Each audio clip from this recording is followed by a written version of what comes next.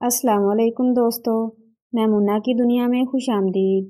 اگر آپ میرے چینل پر نیو ہیں تو کائنڈلی میرے چینل کو سبسکرائب کر کے بیل نوٹیفیکیشن کو آن کر لیں تاکہ آپ کو ملتی رہے ہر نیو اپڈیٹس۔ جزاک اللہ۔ پیش خدمت ہے کہانی شہزادی کا اغوا۔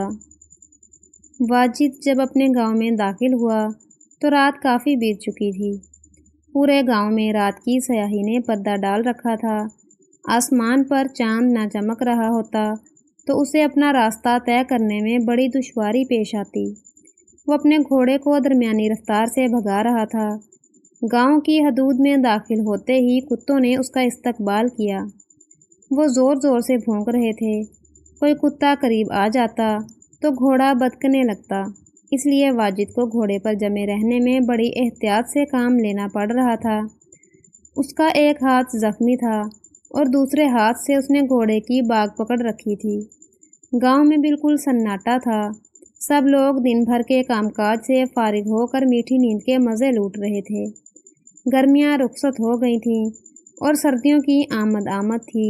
ٹھنڈی ہوائیں شام سے چلنا شروع ہو جاتی تھیں، اس لیے گھروں کے دروازوں کے ساتھ ان کی کھڑکیاں بھی بند تھیں۔ مختلف گلیوں سے گزرتا ہوا وہ آخر اپنے گھر تک آن پہنچا۔ اپنے گھر پہنچ کر اس پر عجیب سی خوشی طاری ہو گئی۔ وہ رکاب میں پاؤں پھنسا کر گھوڑے سے نیچے اترا۔ نیچے اترتے ہوئے اس کے منہ سے ایک کراہ نکل گئی تھی، کیونکہ اس کے زخمی ہاتھ کی کہنی گھوڑے کی پچھ سے ٹکرا گئی تھی اور اس کے زخم میں درد کی لہریں ابھرنے لگی تھیں۔ اپنی تکلیف کو ضبط کرتے ہوئے اس نے دروازے پر دستک دی اور سوچنے لگا کہ اس کی ماں اسے یوں اچانک دیکھ کر کس قدر خوش ہوگی۔ وہ پورے 2 سال بعد شہر سے واپس اپنے گھر آیا تھا۔ کبھی کبھی اس کا چھوٹا بھائی ساجد اس کے پاس شہر چلا آیا کرتا تھا اور اس کی خیر خیریت سے ماں کو آگاہ کر دیا کرتا تھا۔ اس کی ماں اسے دیکھنے کے لیے تڑپتی تھی۔ وہ ایک بوڑھی عورت تھی اور اکثر بیمار بھی رہا کرتی تھی، اس لیے شہر جا کر اپنے بیٹے سے ملنا اس کے بس کی بات نہیں تھی، کیونکہ وہ سفر کی تکلیفیں برداشت نہیں کر سکتی تھی۔ واجد 2 سال قبل اپنے گاؤں سے شہر گیا تھا۔ گاؤں میں کوئی ڈھنگ کی نوکری نہیں ملتی تھی، اس لیے اس نے فیصلہ کر لیا تھا کہ شہر جا کر قسمت آزمائے گا۔ شہر میں بہت ساری نوکریاں اس کی منتظر تھیں۔ وہ سب سے پہلے ایک بڑھئی کے پاس ملازم ہوا۔ وہ بڑھئی کافی اچھا آدمی تھا۔ وہ واجد کی محنت کا پورا معاوضہ دیتا تھا اور واجد سے اتنی نرمی اور ملائمت سے بات کرتا تھا کہ دیکھنے والوں کو یہ تمیز کرنا مشکل ہو جاتی تھی کہ ان دونوں سے کون ملازم ہے اور کون مالک۔ واجد اس بڑھئی کی ملازمت کبھی نہ چھوڑتا اگر بڑھئی کو بار بار چھینکنے کی عادت نہ ہوتی۔ بڑھئی کی چھینک بہت خوفناک ہوتی تھی اور واجد کے کان سن کر دیا کرتی تھی۔ چند روز بعد جہاں بڑھئی کی چھینک کی آواز سن کر واجد کے کانوں میں سائیں سائیں ہونے لگتی، اب سر درد بھی شروع ہونے لگا تھا۔ واجد اس کی چھینکوں سے تنگ آ گیا تھا اور سوچ رہا تھا کہ اس کی چھینکوں کا کیا علاج کرے کہ ایک روز عجیب واقعہ پیش آیا۔ واجد ایک نعمت خانہ بنا رہا تھا کہ بڑھئی اس کے پاس کسی کام سے آیا۔ اتنے میں اسے چھینک آ گئی۔ واجد ہتھوڑی سے ایک کیل ٹھونک رہا تھا۔ چھینک کی خوفناک آواز سن کر وہ اچھل پڑا اور وہی ہتھوڑی جو کیل پر پڑنا تھی اس کے انگوٹھے پر پڑی۔ واجد بلبلا کر رہ گیا۔ اس نے ہتھوڑی مارے غصے کے دکان سے باہر پھینک دی اور اسی وقت بڑھئی کی نوکری چھوڑ چھاڑ کر کسی دوسرے کام کی تلاش میں مصروف ہو گیا۔ اس کے بعد اس نے محنت مزدوری بھی کی، ایک دھوبی کے پاس بھی کام کیا، مگر پھر وہ شہر کوتوال کی مہربانی سے سپاہی بن گیا۔ ہوا یوں کہ ایک روز جب وہ کوتوال کے دھلے ہوئے کپڑے دینے گیا تو اسے دیکھ کر کوتوال حیرت زدہ رہ گیا۔ واجد ایک لمبا تڑنگا اور خوبصورت نوجوان تھا۔ کوتوال نے کہا، جس ملک میں ایسے نوجوان کپڑے دھونے کے کام پر لگ جائیں تو وہ ملک کیا خاک ترقی کرے گا۔ واجد نے بڑے ادب سے کہا، میں یہ کام عارضی طور پر کر رہا ہوں، جیسے ہی کوئی دوسری اچھی سی ملازمت مل گئی یہ کام چھوڑ دوں گا۔ کوتوال کچھ سوچتے ہوئے بولا، میرا ایک سپاہی پچھلے دنوں نوکری چھوڑ کر چلا گیا ہے، اگر تم چاہو تو میں تمہیں اس کی جگہ بھرتی کر سکتا ہوں، یہ میری خوش قسمتی ہوگی۔ واجد خوش ہو کر بولا۔ یوں وہ ایک سپاہی بن گیا۔ اسے اچھی خاصی تنخواہ ملتی تھی اور رہنے کے لیے ایک گھر بھی مل گیا تھا۔ وہ ہر ماہ اپنی ماں کو گھر کے خرچ کے لیے ایک معقول رقم بھجوا دیا کرتا تھا۔ اسی طرح وقت گزرتا رہا۔ پھر ایک روز کوتوال نے اسے اپنے گھر بلایا۔ وہ واجد کی خدمات سے بہت متاثر تھا، کیونکہ واجد نے بہت سارے مجرموں کو قید خانے کی راہ دکھائی تھی۔ وہ اپنی ذہانت اور فرض شناسی کی بدولت جرائم کو ختم کرنے کی کوششوں میں لگا رہتا تھا، اور اسے ان کوششوں میں کبھی بھی ناکامی کا سامنا نہیں کرنا پڑتا تھا۔ شہر کے تمام لوگ بھی اس کی صلاحیتوں سے واقف تھے اور اسے محبت کرتے تھے، کیونکہ مجرموں کی گرفتاری کے باعث اب نہ چوری چکاری کا ڈر تھا اور نہ لوٹ مار کا خدشہ۔ کوتوال کو اس بات پر فخر تھا کہ اس نے واجد کو سپاہی بنا کر بڑی عقل مندی کا ثبوت دیا تھا۔ وہ اب ہر مشکل کام میں واجد سے صلاح مشورہ کر لیا کرتا تھا۔ کوتوال کے بلانے پر جب وہ اس کے گھر پہنچا تو اس نے کوتوال کو بہت فکر مند دیکھا۔ واجد نے اس سے اس کی فکر مندی کی وجہ پوچھی تو کوتوال بولا، واجد، آج میں شہباز ڈاکو کی طرف سے بہت فکر مند ہوں۔ ایک مرتبہ تم نے اس کو وزیر کے گھر چوری کرتے ہوئے گرفتار کیا تھا، مگر اس نے قید خانے سے فرار ہو کر اب اپنا ایک بہت بڑا گروہ بنا لیا ہے، اور اب وہ اپنے ساتھیوں کے ساتھ مل کر شریف شہریوں کا سکون درہم برہم کرنے پر تلا ہوا ہے۔ شہر میں آئے دن لوٹ مار اور چوریوں کی وارداتیں ہو رہی ہیں۔ جو کوئی ان کی راہ میں رکاوٹ بنتا ہے وہ اسے ٹھکانے لگا دیتے ہیں۔ میں نے ان ڈاکوؤں کی گرفتاری کے لیے کافی کوشش کر کے دیکھ لی ہے، مگر کوئی کامیابی حاصل نہیں ہو سکی۔ اس کے علاوہ انہوں نے میرے 7 سپاہیوں کو ہلاک اور 11 کو زخمی بھی کر دیا ہے۔ اب یہ فرض میں تم کو سونپتا ہوں کہ شہباز ڈاکو اور اس کے ساتھیوں کو گرفتار کرو۔ واجد نے کوتوال سے اس بات کا وعدہ کر لیا تھا کہ وہ شہباز ڈاکو اور اس کے ساتھیوں کو گرفتار کرنے کی پوری کوشش کرے گا، اور پھر ایک ہفتہ کے بعد ہی اس نے اپنا یہ وعدہ پورا کر دکھایا۔ وہ شہباز ڈاکو کی تلاش میں سرگرداں تھا۔ شہباز ڈاکو اپنے ساتھیوں کے ساتھ پہاڑوں کے غار میں رہتا تھا۔ واجد جب ایک روز اسے تلاش کرتا ہوا وہاں پہنچا تو اس کی مٹ بھیڑ شہباز ڈاکو اور اس کے 3 ساتھیوں سے ہو گئی۔ واجد نے انہیں للکارا اور پھر وہاں ایک خوفناک لڑائی شروع ہو گئی۔ حالانکہ واجد اکیلا تھا، مگر وہ اس جگری سے لڑا کہ شہباز ڈاکو کے 3 ساتھی مارے گئے۔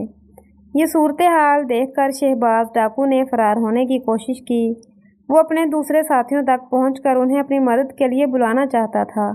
اس کے یہ ساتھی ایک خفیہ غار میں بیٹھے شراب پینے میں مصروف تھے، مگر واجد نے اس کو بھاگنے کی مہلت ہی نہ دی۔ اس نے بڑی پھرتی کے ساتھ کمان نکال کر شہباز ڈاکو کی طرف پھینک دی۔ اس کی وجہ سے شہباز ڈاکو اپنے گھوڑے سے پھسل کر پتھریلی زمین پر گرا اور بے ہوش ہو گیا۔ واجد نے ایک رسی سے اس کی مشقیں کس کر اپنے گھوڑے پر لادا اور لا کر کوتوال کے سامنے پیش کر دیا۔ واجد کے اس کارنامے نے چاروں طرف دھوم مچا دی تھی۔ کوتوال نے اسے بہت شاباش دی اور بادشاہ نے بہت سا انعام دیا۔ شہباز اور اس کے ساتھی ڈاکوؤں سے لڑتے ہوئے واجد کا ایک بازو ان میں سے کسی تلوار سے زخمی ہو گیا تھا، اس لیے کوتوال نے اسے 1 ماہ کی چھٹی دے دی تھی اور اسے مشورہ دیا کہ وہ کسی اچھے طبیب سے اپنا علاج کروائے اور خوب آرام کرے۔ سارا مسئلہ شہباز ڈاکو کی گرفتاری کا تھا۔ اس کی وجہ سے ہی اس کے ساتھیوں کی ہمتیں بڑھی ہوئی تھیں۔ شہباز ڈاکو تو گرفتار ہو ہی چکا تھا، اب کوتوال کو اس کے ساتھیوں کا خدشہ نہ تھا۔ 1 ماہ کی چھٹی ملی تو واجد نے گھر جانے کا فیصلہ کر لیا۔ اس نے شہر سے اپنی ماں اور بھائی کے لیے ڈھیر سارے کپڑے اور دوسری چیزیں خریدیں اور گاؤں کی طرف چل پڑا۔ اس نے اپنا سفر دوپہر کو شروع کیا تھا اور اب تقریباً آدھی رات کو وہ اپنے گھر کے دروازے پر کھڑا دروازہ کھلنے کا منتظر تھا۔ کچھ دیر بعد اس نے دوبارہ دستک دی۔ اندر سے اس کی ماں نیند میں ڈوبی ہوئی آواز آئی، کون ہے؟ اس عرصے میں شاید اس کے چھوٹے بھائی ساجد کی بھی آنکھ کھل گئی تھی۔ اس نے بلند آواز میں کہا، ماں، اتنی رات گئے کوئی شریف آدمی تو ہرگز نہیں ہو سکتا۔ اس کے ساتھ ہی کسی کے قدموں کی چاپ دروازے کی طرف آتی سنائی دی۔ ساجد کی بات سن کر واجد کے ہونٹوں پر مسکراہٹ پھیل گئی۔ چند لمحے بعد دروازہ کھلا۔ دروازہ ساجد نے کھولا تھا۔ वो आंखें मलता हुआ हैरत से वाजिद को देखने लगा, उसके चेहरे पर शदीद हैरत के असरात से। फिर उसने अंदर की तरफ मुंह करके पुरमसरत आवाज़ में चीख कर कहा, माँ, मैं ना कहता था कि इतनी रात गए कोई शरीफ आदमी हरगिज़ नहीं हो सकता, तो मेरी बात दुरुस्त निकली। ये कहकर वो हंसने लगा और वाजिद से लिपट गया। उनकी माँ भी वहीं आ गई थी। उसने जो वाजिद को देखा तो उसे अपनी आंखों पर यकीन नहीं आया। वो बेयकीनी से वाजिद को घूरती रही, फिर यकायक उसकी आंखों में आंसू उमड़ आए और वो वाजिद को सीने से लगाकर रोने लगी। साजिद ने इतनी देर में वाजिद का घोड़ा अस्तबल में बांधकर उसे दाना पानी डाल दिया। वो इस काम से फारिग होकर वहाँ आया तो वाजिद माँ से बातें कर रहा था। वो खामोशी से एक तरफ बैठकर उनकी बातें सुनने लगा।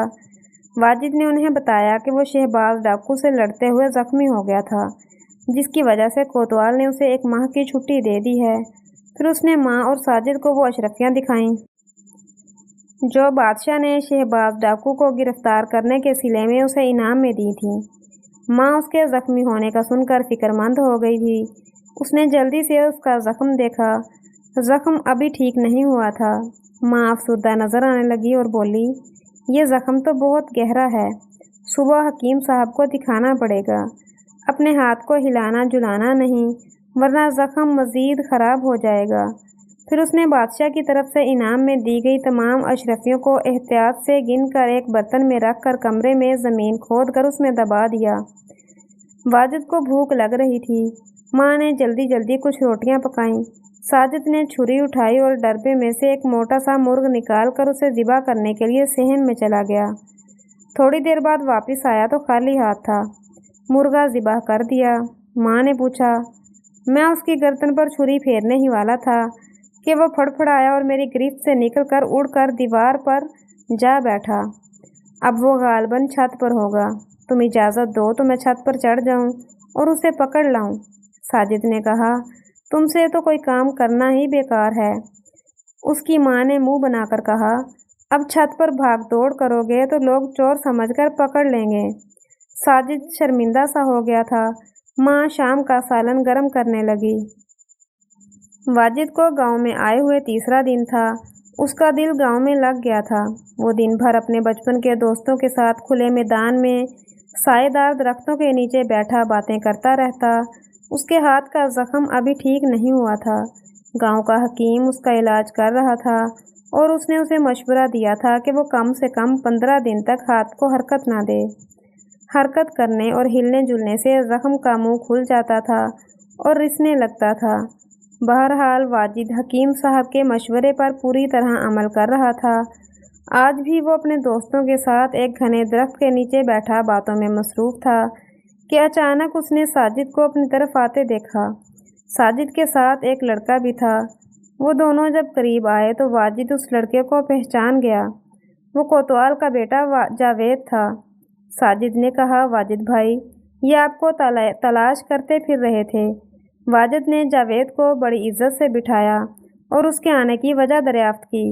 उसने जवाब दिया, अब्बा जान ने मुझे आपके पास भेजा है। उन्होंने आपको फ़ौरन बुलाया है क्योंकि शहबाज डाकू के साथियों ने बादशाह सलामत की बेटी शहजादी निगहत को अगवा कर लिया है और पैगाम भेजा है कि अगर उनके सरदार शहबाज डाकू को ना छोड़ा गया तो वो शहजादी निगहत को कत्ल कर देंगे। जावेद की बात सुनकर वाजिद सख्ते में रह गया। फिर यकायक उसके चेहरे पर गुस्से की सुर्खी फैल गई। वो दांत पीस कर बुड़बुड़ाया, अच्छा, तो उन डाकुओं की इतनी हिम्मत बढ़ गई है कि बादशाह सलामत से टक्कर लेने पर आमादा हो गए हैं। मैं उन्हें ज़िंदा नहीं छोड़ूंगा। मैं अभी तुम्हारे साथ चलता हूँ। मगर वाजिद भाई, आपको तो आराम करने का मशवरा दिया गया है। साजिद जल्दी से बोला, अगर आपके हाथ का ज़ख्म बिगड़ गया तो इसमें जहर फैल सकता है। ये बात हकीम साहब ने मुझे बताई थी। हकीम साहब को वहम हो गया है, मुझे कुछ नहीं होगा। वाजिद ने लापरवाही से कहा, उन्हें इस बात का वहम नहीं बल्कि यकीन है। सुबह ही मैंने उन्हें हाथ पांव काटने वाली आरी पर धार लगाते हुए देखा है। कह रहा था कि वाजिद लापरवाह लड़का है, अपने ज़ख्म को ज़रूर ख़राब कर लेगा, इसलिए अभी से उसकी तैयारी कर रहा हूँ ताकि वक्त पर तमाम चीज़ें तैयार मिल जाएं। साजिद ने बुरा सा मुंह बनाकर कहा, कुछ भी हो साजिद, मेरा वहाँ जाना बहुत ज़रूरी है। वाजिद ने उसे समझाते हुए कहा, मैं शहजादी को तलाश करने की कोशिश करूँगा, ये काम तो मैं भी कर सकता हूँ। साजिद ने अचानक कहा। वाजिद चूक कर उसे देखने लगा, फिर मुस्कुरा कर बोला, नहीं मेरे भाई, ये काम बहुत ख़तरनाक होते हैं। तुम अभी 21-22 साल के लड़के हो। ये ठीक है कि तुम शमशीर जनी के माहिर हो और लड़ाई भड़ाई भी कर लेते हो, मगर डाकुओं वगैरह से कैसे निपटना है, तुम्हें इन कामों का कोई तजर्बा नहीं।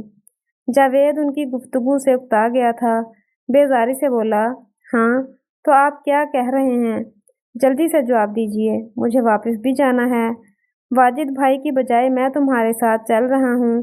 साजिद ने जावेद का हाथ पकड़ा और वहाँ से उस तरफ चल दिया जहाँ जावेद का घोड़ा एक दरख्त के तने से बंधा हुआ था। वाजिद ने उन्हें रोकने की कोशिश नहीं की थी, वो खामोशी से उन्हें जाता देखता रहा। कोतवाल का लड़का जावेद एक अकड़ दिमाग का नौजवान था। उसे साजिद मुदाखलत पसंद नहीं आई। जब वो अपने घोड़े के पास पहुंचा तो उसने खुश्क लहजे में कहा, मेरे अब्बा ने वाजिद को बुलाया था, तुम्हें नहीं। इस बात से तुम्हारा क्या मतलब है? साजिद ने उसे घूरते हुए रुखाई से पूछा। मैं तुम्हारे साथ चलने के लिए तैयार हूँ, मगर मैं तुम्हें साथ ले जाने को तैयार नहीं हूँ। अपने अब्बा से कह दूँगा कि वाजिद मेरे साथ आने को तैयार नहीं था। इस हुक्म अदूली पर उसे नौकरी से जवाब भी मिल सकता है। जावेद ने जवाब दिया, मगर मेरे भाई की हालत ऐसी नहीं है कि वो इतनी दूर का सफ़र कर सके। तुम देख रहे हो वो ज़ख्मी है। साजिद ने उसे समझाना चाहा।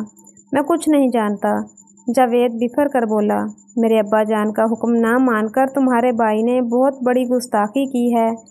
अच्छा, अब बहुत हो चुका, अपने बाप से जाकर कह दो कि वाजिद नहीं आएगा। साजिद ने तल्ख लहजे में कहा और झटके से हाथ छुड़ाकर वहाँ से चल दिया। इस तौहीन पर जावेद का मुंह लाल भभूका हो गया था। उसकी तेज़ नज़रें बहुत देर तक साजिद का ताक़ुब करती रही थीं। फिर उसने दरख्त से अपना घोड़ा खोला और उस पर बैठकर उसे एड़ लगा दी और तेज़ रफ्तारी से अपने घर की जानब रवाना हो गया। साजिद वहाँ से सीधा घर आया था। उसने अपनी माँ को पूरा किस्सा सुनाया और बोला, माँ, मैंने तहिया कर लिया है कि शहजादी निगहत को डाकुओं की कैद से निजात दिलाऊंगा। उसकी बात सुनकर उसकी माँ दहल गई। घबरा कर बोली, ये बहुत ख़तरनाक काम है, तुझे कुछ हो गया तो? अम्मा, तुम समझती क्यों नहीं हो? अगर मैंने उस ख़तरनाक काम में हाथ नहीं डाला तो फिर मजबूरन वाजिद भाई को ही इस काम में हाथ डालना पड़ेगा, और तुम तो जानती हो कि उनका हाथ ज़ख्मी है, किस कदर दुश्वारी पेश आएगी बेचारे वाजिद भाई को। साजिद ने शरारत से मुस्कुराते हुए कहा, तुम दोनों लड़के मुझे ज़िंदा नहीं छोड़ोगे। इस वाजिद के बच्चे को किसने कहा था कि सिपाही बनकर मुजरिमों के पीछे दौड़ता फिरे, और अब तुम एक हो जो उनके ख़तरनाक और ज़ालिमों डाकुओं से टक्कर लेने की सोच रहे हो। इससे तो ये अच्छा था कि मेरे यहाँ लड़कियाँ पैदा हो गई होती, आराम से घर में तो बैठी रहती। उसकी माँ ने साजिद को घूरते हुए निहायत गुस्से से कहा। साजिद मुंह से कुछ न बोला। नहा धोकर उसने कपड़े बदले और अपने घोड़े को तैयार करने लगा। उसकी माँ जाने क्या क्या बुड़बुड़ाते हुए उसके लिए खाना तैयार करने लगी ताकि वो सफ़र के दौरान भूखा न रहे। थोड़ी देर बाद तमाम तैयारियां मुकम्मल हो गईं और फिर साजिद अपनी माँ को खुदा हाफिज़ कहकर वहाँ से रवाना हो गया।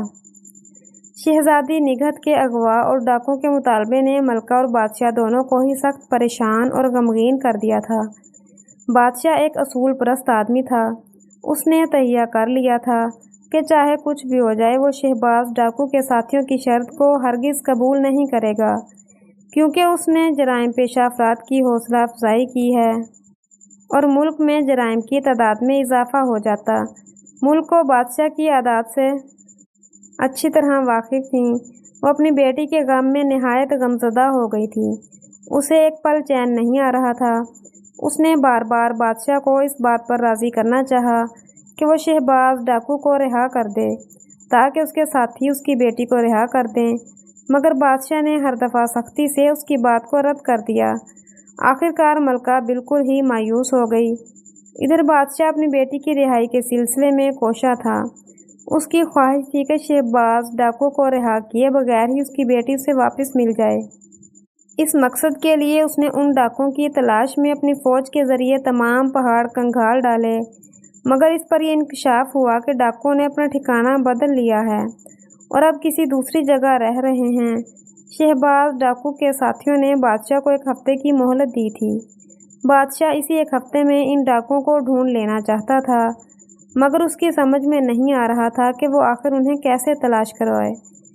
اس وقت بھی وہ اس مسئلے پر سوچ رہا تھا کہ ایک غلام اس کمرے میں آیا اور نہایت ادب سے بولا، جہاں پناہ، ایک نوجوان جو اپنے آپ کو واجد سپاہی کا بھائی بتاتا ہے آپ سے ملنا چاہتا ہے۔ بادشاہ واجد کو اچھی طرح جانتا تھا، اس کی بہادری کی وجہ سے ہی شہباز ڈاکو گرفتار ہوا تھا۔ بادشاہ نے کہا، اس نوجوان کو فوراً ہمارے سامنے پیش کیا جائے۔ غلام ادب سے جھک کر الٹے قدموں چلا گیا۔ تھوڑی دیر بعد ساجد وہاں پر آیا اور بادشاہ کو سلام کر کے ہاتھ باندھ کر کھڑا ہو گیا۔ بادشاہ نے اسے ایک نظر دیکھا۔ اس کی خوبصورتی اور وجاہت نے بادشاہ کو کافی متاثر کیا تھا۔ وہ بولا، کیا بات ہے نوجوان، تم ہم سے کیوں ملنا چاہتے ہو؟ ہمیں بتایا گیا ہے کہ تم ہمارے بہادر سپاہی واجد کے بھائی ہو۔ وہ ان ڈاکوں سے مقابلہ کرتے ہوئے زخمی ہو گیا تھا، وہ اب کیسا ہے؟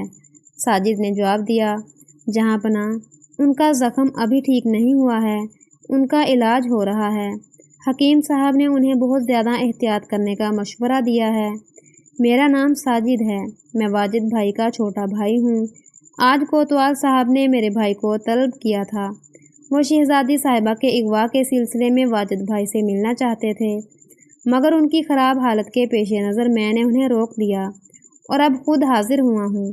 اگر آپ اجازت دیں تو میں ڈاکوں کو ڈھونڈ نکالنے کی کوشش کروں تاکہ شہزادی صاحبہ کو ان کی قید سے رہائی دلائی جا سکے۔ بادشاہ ساجد کو دیکھتے ہوئے غور سے اس کی باتیں سن رہا تھا۔ ساجد کی بات ختم ہوئی تو وہ بولا، مگر یہ کیسا رہے گا کہ ہم شہزادی کے بدلے شہباز ڈاکو کو رہا کر دیں؟ اس کا تو صاف یہ مطلب ہوگا کہ ایک عظیم سلطنت کا بادشاہ چند ڈاکوں کے سامنے بے بس ہو گیا۔ نہیں جہاں پناہ، شہباز ڈاکو کی رہائی آپ جیسے بادشاہ کی شکست اور بے بسی کی علامت ہوگی۔ بادشاہ کا چہرہ چمک اٹھا۔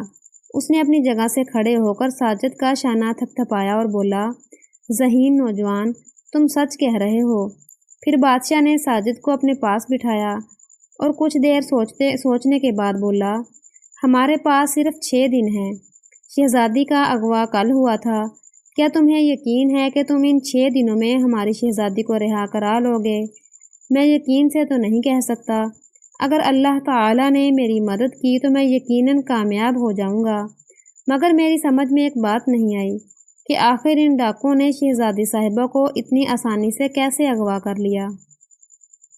ہم بھی اس بات کو سمجھنے سے قاصر ہیں۔ بادشاہ گہری سانس لے کر بولا، ہمیں تو شہزادی کے اغوا کا اس وقت پتہ چلا جب ایک تیر محل کے صدر دروازے پر آ کر لگا۔ وہ تیر جانے کس نے پھینکا تھا؟ اس میں ایک خط بندھا ہوا تھا۔ اس خط میں تحریر تھا کہ ہمارے سردار شہباز کو رہا کر دیا جائے، ورنہ شہزادی نگہت کو قتل کر دیا جائے گا۔ سردار شہباز کی رہائی 1 ہفتے کے اندر ہو جانا چاہیے۔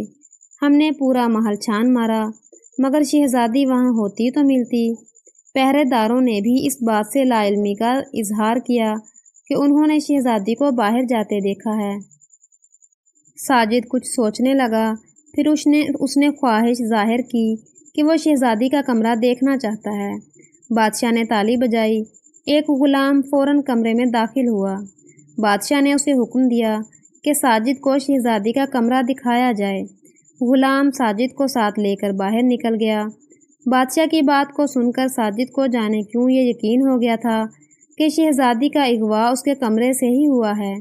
اسے پتہ تھا کہ محلوں میں تہہ خانے بھی ہوتے ہیں، ہو سکتا ہے کہ شہزادی کو اغوا کرنے والے اسے تہہ خانے کے راستے ہی لے گئے ہوں۔ یہ سوچ کر اس نے شہزادی کا کمرہ دیکھنے کی خواہش کی تھی۔ غلام اسے شہزادی کے کمرے میں لے آیا تھا۔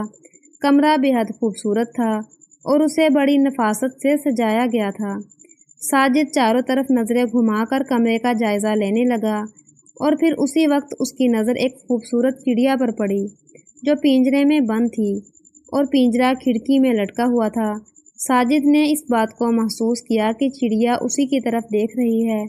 वो सर झटक कर गुलाम की तरफ मुड़ा, मगर गुलाम वहाँ से जा चुका था। साजिद चंद लम्हे तक कुछ सोचता रहा, फिर वापस उसी कमरे में आया जहाँ बादशाह मौजूद था। बादशाह सलामत, मैं सोच रहा हूँ कि कहीं ऐसा तो नहीं कि शहजादी साहिबा को तय खाने के रास्ते अगवा करके ले जाया गया हो। उसकी बात सुनकर बादशाह उछल पड़ा और बेताबी से बोला, तुमने एक बहुत ही मुश्किल गत्थी सुलझा दी है। हम भी यही सोच रहे थे कि आखिर शहजादी को किस तरह ले जाया गया होगा। अगवा करने वालों ने यकीनन इस मकसद के लिए तहखाने का रास्ता इस्तेमाल किया होगा।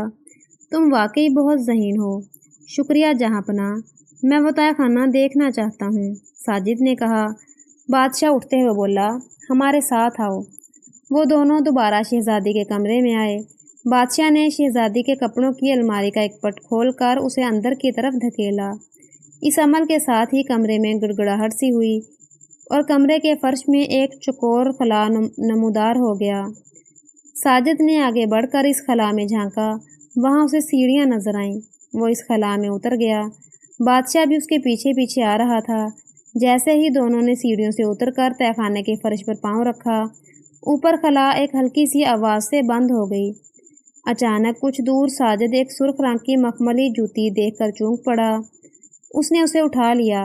बादशाह ने भी वो जूती उठाते हुए देख लिया था। वो झपट कर आगे बढ़ा और तकरीबन चीखते हुए बोला, ये जूता शहजादी का है।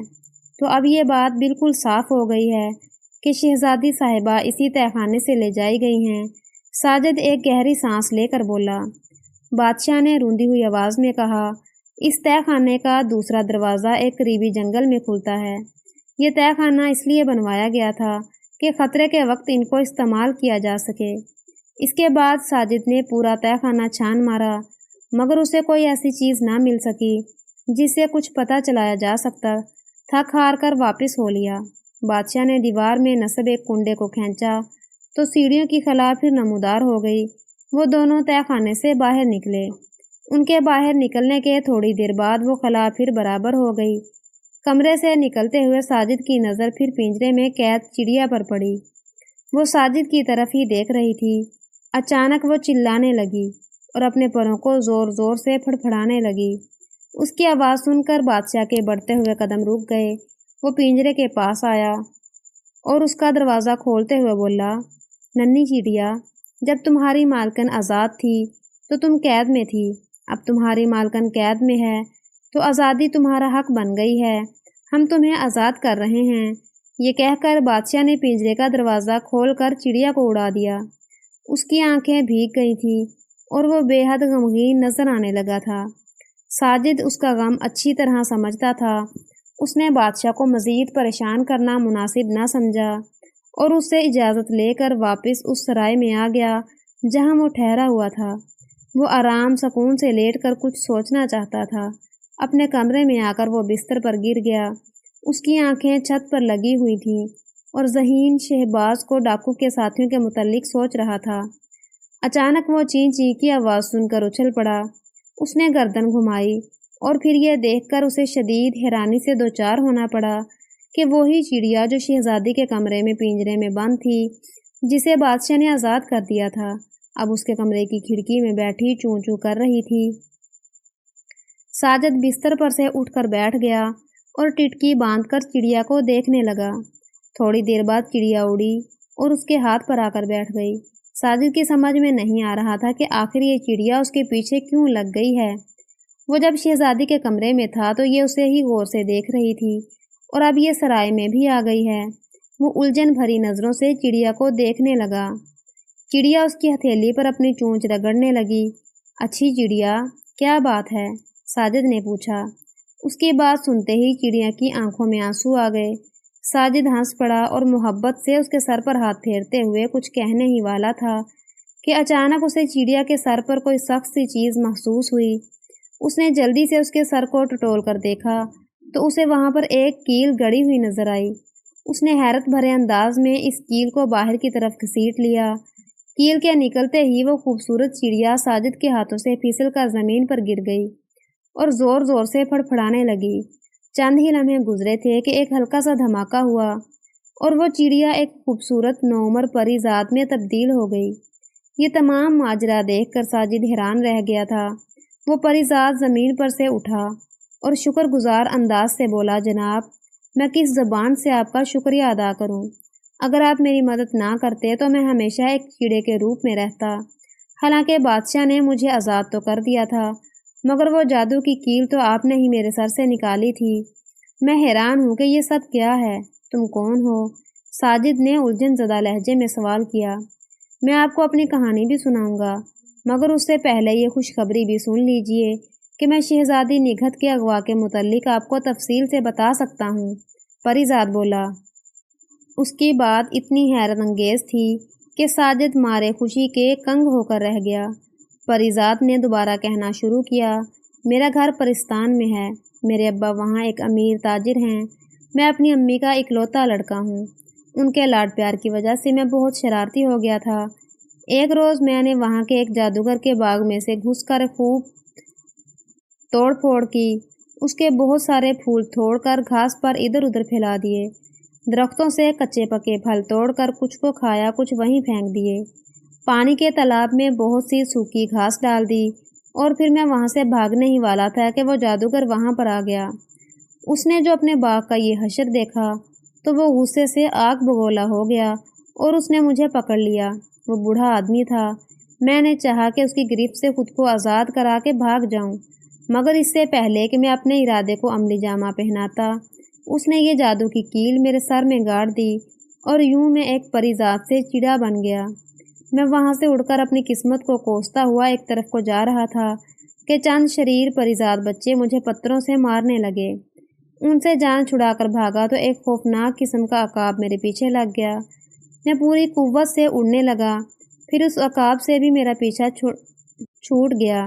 इस भाग दौड़ की वजह से मुझे बहुत तेज़ भूख लगने लगी थी। एक जगह मैंने ज़मीन पर दाना पड़ा देखा तो खुशी से बाछें खुल गईं।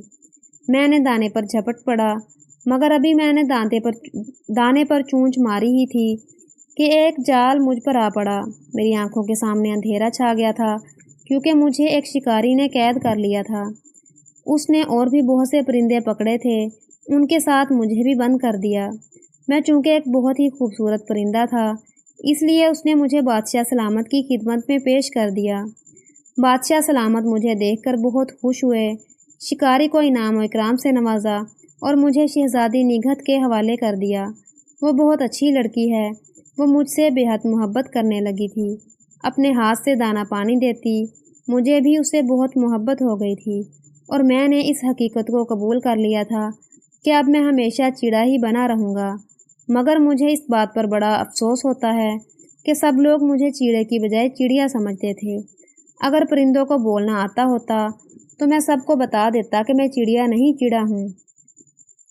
अभी कुछ देर पहले जब मैं चिड़े के रूप में था और आपने मुझे चिड़िया कहकर मुखातिब किया था तो मेरे आंसू निकल आए थे। तुम्हारी कहानी वाकई बहुत अजीबोगरीब है। साजिद ने उसकी कहानी से मुतासिर होकर कहा, तुम्हें अब सीधा यहाँ से अपने घर जाना चाहिए। तुम्हारे माँ बाप तुम्हारी जुदाई में किस कदर परेशान होंगे। हाँ, ये तो है, मेरी अम्मी का वाकई बहुत बुरा हाल होगा। वो मेरी याद में बहुत रोती होंगी। अब्बा को ज़्यादा अफसोस ना होगा, वो तो पहले ही मुझे बहुत नालायक समझते थे।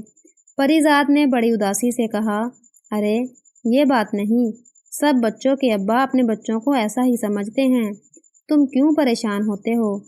साजिद ने उसे दिलासा देते हुए कहा, मगर ये तो बताओ कि तुम शहज़ादी के अगवा के बारे में मुझे क्या बताने वाले थे? ओह, बातों में लगकर मैं आपको इस तफसील से के मुतालिक तो बताना ही भूल गया। चूँकि मैं पिंजरे में बंद हर वक्त शहज़ादी के कमरे में रहता था, इसलिए मैंने शहज़ादी के अगवा का मंजर भी अपनी आंखों से देखा था। मुझे शहबाज डाकू और उसके साथियों की कहानी मालूम हो गई थी। जाहिर है शहबाज डाकू के साथियों को मालूम नहीं था कि तहखानों के खुफिया रास्ते कहाँ कहाँ हैं, इसलिए उन्होंने इस सिलसिले में शहज़ादी की ख़ास कनीज़ फरीदा की मदद हासिल की थी। शहज़ादी के अगवा वाले रोज़ मेरे पेट में दर्द हो रहा था। सुबह शहज़ादी ने मुझे बादाम और किशमिश खिलाई थी। वो बहुत मज़ेदार थी और मैंने ज़्यादा तादाद में खा ली थी। वो दोपहर का वक्त था। شہزادی صاحبہ کھانے سے فارغ ہو کر اپنے کمرے میں آرام کرنے لیٹ گئیں اور تھوڑی دیر بعد سو گئیں۔ میں درد سے کراہ رہا تھا کہ اچانک فرش میں ایک خلا نمودار ہوئی اور اس میں سے شہزادی صاحبہ کی کنیز فریدہ اور 4 ڈاکو برآمد ہوئے۔ میں حیرت سے انہیں دیکھ رہا تھا۔ اچانک ان میں سے ایک ڈاکو کو چھینک آئی، جس کی وجہ سے شہزادی صاحبہ کی آنکھ کھل گئی۔ وہ پانچوں جلدی سے پھر خلا میں اتر گئے۔ شہزادی صاحبہ کو کچھ شک ہو گیا تھا۔ وہ اٹھیں اور پھر ان کی نظر تہہ خانے کے راستے پر پڑی۔ انہوں نے جلدی سے جوتے پہنے اور تہہ خانے کے راستے کی طرف بڑھیں۔ پھر ابھی وہ تہہ خانے میں جھانک ہی رہی تھی کہ انہیں کسی نے پکڑ کر اندر کی طرف گھسیٹ لیا۔ اس کے بعد کیا ہوا مجھے کچھ خبر نہیں، کیونکہ کمرے کا فرش برابر ہو گیا تھا۔ اگر آپ شہزادی صاحبہ کو تلاش کرنا چاہتے ہیں تو اس کے لیے آپ کو کنیز فریدہ سے پوچھ گچھ کرنا پڑے گی۔ ساجد بڑے غور سے پریزاد کی باتیں سن رہا تھا۔ اس کے خاموش ہونے پر ایک طویل سانس لے کر بولا، تمہارا بہت بہت شکریہ۔ اگر تم مجھے یہ سب باتیں نہ بتاتے تو شہزادی نگہت کو تلاش کرنا بہت دشوار ہو جاتا۔ پھر اس نے سرائے کے خادم کو بلا کر کھانا لانے کا کہا۔ کھانا کھا کر پریزاد ساجد سے باتوں میں مصروف ہو گیا۔ انہیں باتیں کرتے کرتے کافی دیر ہو گئی تھی۔ سورج غروب ہونے والا تھا۔ ساجد چونک کر بولا، باتوں میں وقت گزرنے کا پتہ ہی نہیں چلا۔ اب تم اپنے سفر پر روانہ ہو جاؤ اور اندھیرا پھیلنے سے پہلے اپنے گھر پہنچنے کی کوشش کرو۔ پریزاد جلدی سے کھڑا ہو گیا۔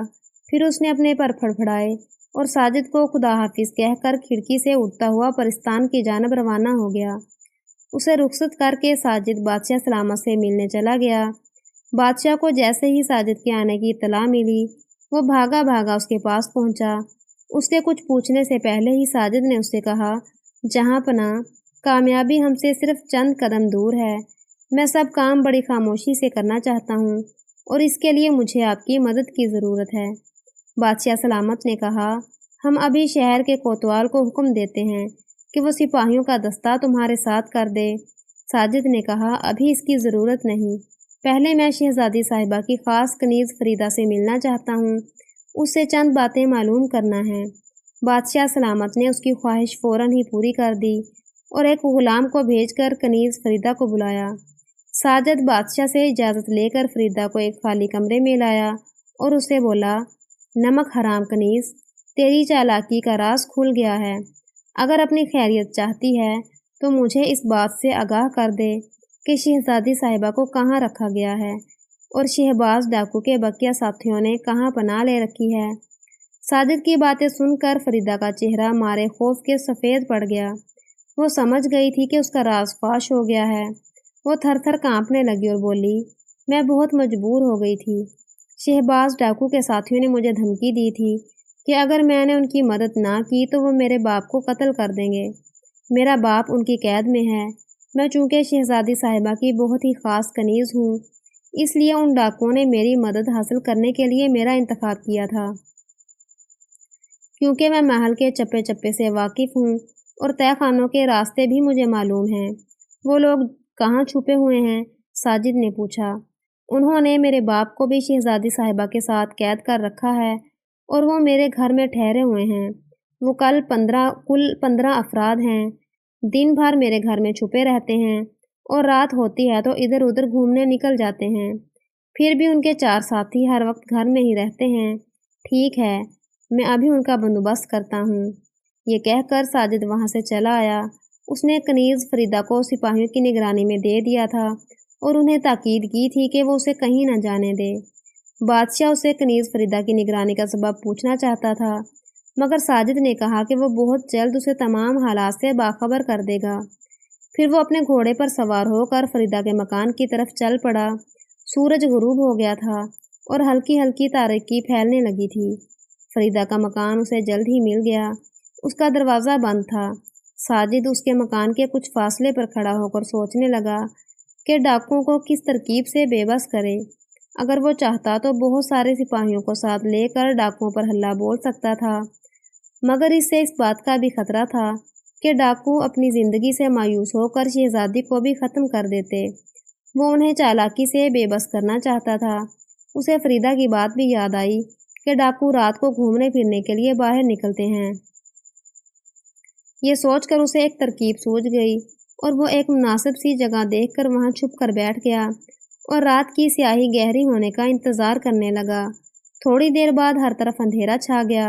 زیادہ دیر نہ گزری تھی کہ فریدہ کے گھر کا دروازہ کھلا اور ڈاکو دو دو تین تین کی ٹولیوں میں وقفے وقفے سے باہر نکلنے لگے۔ جب 11 ڈاکو باہر نکل آئے تو دروازہ اندر سے کسی نے بند کر لیا۔ اس کا مطلب تھا کہ اب شہزادی کی نگرانی کے لیے صرف 4 ڈاکو اندر باقی بچے تھے، اور 4 ڈاکوؤں پر قابو پانا ساجد کے لیے کچھ مشکل بات نہ تھی۔ وہ اپنے گھوڑے کو قریب لایا اور اس کی پشت پر کھڑا ہو کر دیوار پر چڑھا اور پھر پھرتی سے اندر کود گیا۔ اب یہ اس کی بدقسمتی تھی کہ چاروں ڈاکو صحن ہی میں تھے۔ انہوں نے ساجد کو اندر کودتے ہوئے دیکھ لیا تھا۔ وہ فوراً ہی تلواریں نکال کر اس پر جھپٹے۔ اتنی دیر میں ساجد بھی سنبھل گیا تھا۔ اس نے بھی تلوار نکال لی اور پھر وہاں ایک زوردار لڑائی شروع ہو گئی۔ ساجد اکیلا تھا مگر وہ ان چاروں پر بھی بھاری پڑ رہا تھا۔ اس نے تلوار چلانے کی تربیت اپنے بھائی واجد سے حاصل کی تھی۔ اس کے ہاتھ تیزی سے چل رہے تھے اور تھوڑی دیر بعد اس نے ان چاروں کو زیر کر لیا۔ ان کی لاشیں صحن میں ادھر ادھر بے ترتیبی سے پڑی تھیں۔ ان سے نجات حاصل کر کے وہ اس کمرے کی طرف بھاگا جس میں شہزادی نگہت قید تھی۔ اس کے ہاتھ پاؤں بندھے ہوئے تھے۔ ڈاکوؤں سے مقابلے کے دوران تلواروں کی جھنکار اور ان کی چیخوں کی آوازوں نے اسے ہراساں کر دیا تھا۔ اس کی آنکھوں میں خوف نظر آ رہا تھا۔ ساجد شہزادی کی خوبصورتی دیکھ کر ششدر رہ گیا۔ شہزادی بہت حسین و جمیل اور نازک تھی۔ ساجد چند لمحے اسے ٹٹکی باندھ کر دیکھتا رہا، پھر جلدی سے آگے بڑھ کر اس کے ہاتھ پاؤں کے گرد لپٹی ہوئی رسی کھولنے لگا۔ چند لمحے بعد شہزادی نگہت کے ہاتھ پاؤں آزاد ہو گئے۔ اسی کمرے میں ایک بوڑھا بھی بندھا ہوا تھا۔ یہ یقیناً کنیز فریدہ کا باپ تھا۔ ساجد نے اسے بھی آزاد کر دیا اور پھر شہزادی نگہت کو اپنے ساتھ لے کر وہاں سے چل پڑا۔ شہزادی نگہت رہائی پانے کے بعد بہت خوش تھی۔ اس نے کہا، بہادر نوجوان، تم کون ہو؟ اتنے بہت سے ڈاکوؤں سے تمہیں ڈر نہیں لگا؟ تم اکیلے تھے اور وہ 4 تھے۔ ساجد بولا، شہزادی صاحبہ، میرا نام ساجد ہے۔ ہمیں اب فوراً اس جگہ سے نکل جانا چاہیے۔ ایسا نہ ہو کہ دوسرے ڈاکو آ جائیں۔ آپ کی گمشدگی سے بادشاہ سلامت اور ملکہ عالیہ بہت پریشان ہیں۔ اب ہم محل چل رہے ہیں، وہاں جا کر آپ کو ساری کہانی پتہ چل جائے گی۔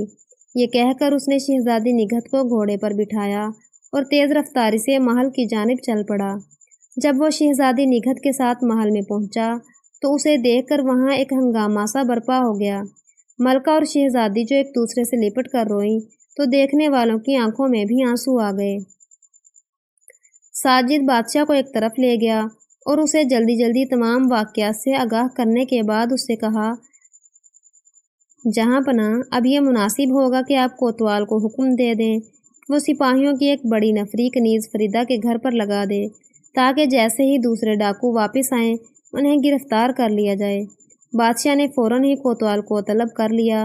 کوتوال کو جب پتہ چلا کہ ساجد واجد کا چھوٹا بھائی ہے، اس نے شہزادی کو ڈاکوؤں کی قید سے نجات دلائی ہے، تو وہ بھی بہت خوش ہوا اور اس کو خوب شاباش دی۔ کوتوال نے اسی رات شہباز ڈاکو کے تمام ساتھیوں کو گرفتار کر کے جیل میں بند کر دیا۔ ساجد کی سفارش پر کنیز فریدہ کو بھی معاف کر دیا گیا، کیونکہ وہ ڈاکوؤں کی دھمکی کی وجہ سے بالکل ہی مجبور ہو گئی تھی۔ ان تمام کاموں سے فارغ ہو کر اگلے روز ساجد نے بادشاہ سے اپنے گاؤں جانے کی اجازت طلب کی۔ بادشاہ بولا، ساجد، ہم نے اپنی پوری زندگی میں تم جیسا بہادر اور ذہین نوجوان نہیں دیکھا۔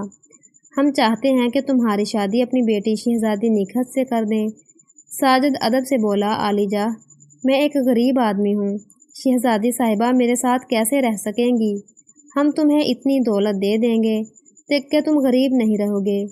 بادشاہ خوش دلی سے مسکرا کر بولا، گستاخی معاف، مگر جہاں پناہ، میں چاہتا ہوں کہ میں جو کچھ بھی حاصل کروں اپنی محنت سے حاصل کروں۔ اس کی بات سن کر بادشاہ کی آنکھیں چمکنے لگیں۔ اس نے ساجد کو سینے سے لگا کر کہا، یہ تم نے بہت اچھی بات کی ہے۔ دولت وہی اچھی ہوتی ہے جو انسان اپنی محنت اور ایمانداری سے کمائے۔ تم ایک بہادر، ذہین اور خوددار لڑکے ہو۔ ہماری شہزادی کی شادی تم ہی سے ہوگی، یہ ہمارا فیصلہ ہے۔ ہمیں تمہاری باتیں اور عادتیں بہت پسند آئی ہیں۔ قصہ مختصر، بادشاہ نے اپنی بیٹی کی شادی ساجد سے کر دی اور دونوں کو رخصت کر دیا۔ ساجد شہزادی نگہت کو لے کر اپنے گاؤں پہنچ گیا۔ گھر پہنچ کر اس نے اپنی ماں اور واجد کو تمام کہانی سنا دی۔ اتنی حسین و جمیل بہو دیکھ کر اس کی ماں خوشی سے پھولے نہیں سما رہی تھی۔ واجد بھی اپنے بھائی کی بہادری پر بہت خوش تھا۔ اس نے اس کی ہمت اور جوان مردی کی بہت تعریف کی۔ واجد کے ہاتھ کا زخم بھی ٹھیک ہو گیا تھا۔ چند دنوں کے بعد اس کو بھی وہیں گاؤں کی ایک لڑکی سے شادی ہو گئی۔ اس نے اپنی ماں کے کہنے پر سپاہی کی نوکری بھی چھوڑ دی تھی اور دونوں بھائیوں نے گاؤں میں زمین لے کر اس پر کھیتی باڑی شروع کر دی۔ وہاں رہ کر شہزادی نگہت کو محل جیسا عیش و آرام میسر نہیں تھا، مگر وہ پھر بھی بہت خوش تھی۔ سال 6 مہینے میں وہ محل کا ایک آدھ چکر بھی لگا لیا کرتی تھی، مگر اب اس کا دل محل میں نہیں لگتا تھا۔ بادشاہ اور ملکہ اس بات سے بہت خوش تھے کہ ان کی بیٹی ایک خوش و خرم زندگی گزار رہی ہے۔ پیارے دوستوں، اگر سٹوری پسند آئی ہو تو سٹوری کو لائک اور شیئر کرنا مت بھولیں، اور مزید اس طرح کی ویڈیوز کے لیے میرے چینل کو سبسکرائب کریں اور کمنٹ سیکشن میں اپنی قیمتی رائے کا اظہار لازمی کریں۔ جزاک اللہ۔